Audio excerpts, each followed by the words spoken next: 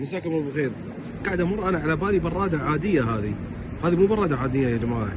هذه البراده ما فيها ماي، احنا البرادات ماي توصل لها من الحنفيه، ماي او من النل ماي تركب لها. هذه تدوم الماي وين يجي مالها؟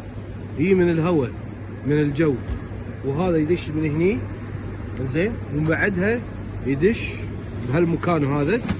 شوف يدش هني 1 2 3 ويتعامل مع هذا المنظم اللي هالصوب.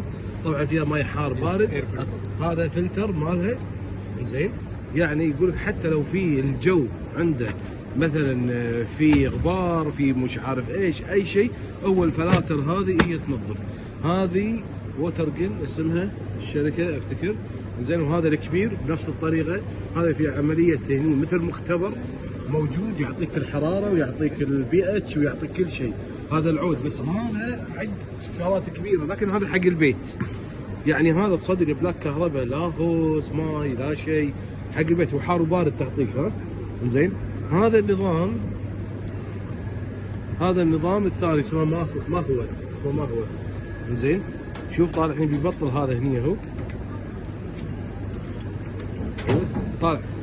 يا الله يا رباه، شوف السيستم شلون يعطيك. This is maybe not for that one. This is 900 liter can be for organization. يعني هذا حق مثلا شيء كبير تاخذه.